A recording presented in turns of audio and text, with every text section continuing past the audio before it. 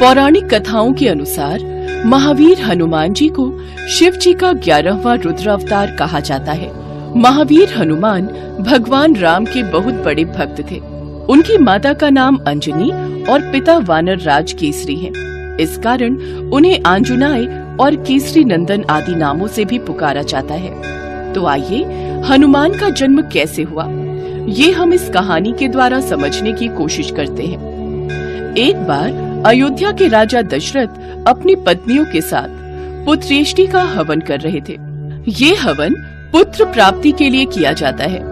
हवन समाप्ति के बाद पंडित ने प्रसाद की खीर राजा दशरथ की तीनों पत्नियों में बांट दी। लेकिन तभी कहीं से वहाँ एक चील आ गई और उसने खीर का एक भाग अपने साथ ले लिया और उसे अपने साथ उस स्थान पर ले गई जहाँ अंजनी माता तपस्या कर रही थी और उसके सामने ले जाकर रख दिया। ये सब भगवान शिव की और वायु की इच्छा अनुसार हो रहा था। आंखें खोलो माते और इस प्रसाद को ग्रहण करो, इससे तुम्हारी इच्छा जरूर पूरी होगी। प्रसाद? लेकिन ये किसने दिया? बस यूं समझ लो, ये महादेव का आशीर्वाद है तुम पर। अंजनी ने उस प्रसाद को ग्रहण कर लिया। फिर अगले दिन माँ अंजनी एक पर्वत पर खड़ी थी और सूर्य देव के तेज मिली थी। लेकिन तभी वहाँ बहुत तेज हवा चलनी शुरू हुई। हवा का वेग इतना तीव्र था कि उनके वस्त्र उड़ने लगे। उन्होंने सोचा ये जरूर किसी दानव की उदंडता हो सकती है। वो क्रोधित होकर बोली, ये कौन दानव है जो मेरी जैसी पति परायण स्त्री का अपमान करने की चेष्टा कर रहा है? तभी वहाँ उनके समक्ष पवन देव प्रकट हुए और क्षमा याचना करते हुए बोले, देवी शांत हो जाएं। दरअसल आपके पति को जो वरदान प्राप्त है उसके अनुसार आपको मेरे समान एक शक्तिशाली बलशाली पुत्र की प्राप्ति होगी। इसी वरदान को पूर्ण करने के लिए मुझे आपके शरीर को स्पर्श करना पड़ा।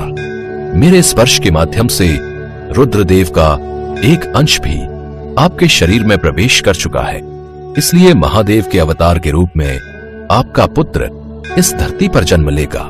कुछ समय बाद पवन देव का कथन सही हुआ और महादेव ने हनुमान के रूप में कार्तिक मास की चतुर्दशा में वानर राज के यहाँ अंजनी माता के उदर से हनुमान जी के रूप में जन्म लिया। ऐसे ही कुछ महीने बीते। एक रोज हनुमान को जोर की भूख लगने लगी। मातेश्री, हमें बहुत जोर की भूख लगी है, हमें कुछ खाने को दो ना। हम अभी तुम्हारे लिए फल लेकर आते हैं। लेकिन माँ अंजनी को आने में थोड़ी देर हो गई और हनुमान से भूख बर्दाश्त नहीं हुई। उनकी नजर पेड़ से झांकते हुए लाल सूरज पर गई। अरे वाह, ये तो कितना लाल फल है, निश्चित ही ये बहुत मीठा होगा। ये सोचकर हनुमान आकाश की ओर उड़ गए। लेकिन उस रोज अमावस्या का दिन था, जिस कारण सूरज को ग्रसने राहु आया था। किंतु हनुमान को देख उन्हें ऐसा प्रतीत हुआ कि ये भी कोई दूसरा राहु है, इसलिए वो वहाँ से चुपचाप चले गए। लेकिन हनुमान की भूख तो बढ़ती ही जा रही थी और वो सूरज की ओर बढ़ते चले जा रहे थे। तभी इंद्रदेव की नजर हनुमान पर गई। कहीं ये बालक सूरज को निगलकर उसे अपना आहार न बना ले, मुझे इसे रोकना होगा। ये कहकर इंद्रदेव ने हनुमान पर प्रहार कर दिया और वो मूर्छित होकर गिरने लगे।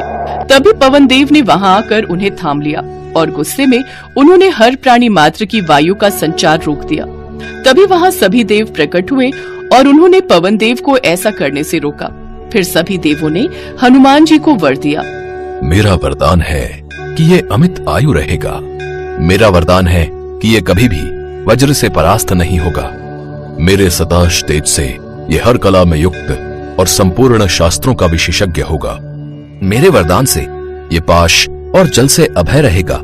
ये सदा यम दंड से अवध और पाश नहीं रहेगा। ये सदा अजय और प्रमाद योद्धाओं से अजय प्राप्त करने का योद्धा रहेगा। अस्त्र शस्त्र तथा यंत्र आदि से इसे कोई फर्क नहीं पड़ेगा।